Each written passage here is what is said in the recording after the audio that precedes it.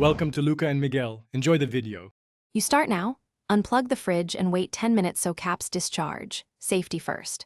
Once done, move the unit or tilt it slightly to access the back. Identify the compressor model and rating, 115V versus 230V matters for parts. Make sure you have a multimeter, a capacitor/relay tester, nut drivers, and contact cleaner at hand. Begin by visually inspecting for burn marks, oil spots, or loose terminals. These early clues tell you whether the issue is electrical, mechanical, or a sealed system leak. Now diagnose the electrical path. Disconnect power and test the start capacitor and relay with the capacitor tester. A weak cap often prevents start.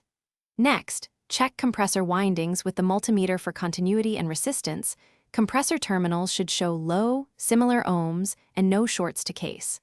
Inspect the thermal overload protector and all wiring for heat damage. Replace any burnt connectors.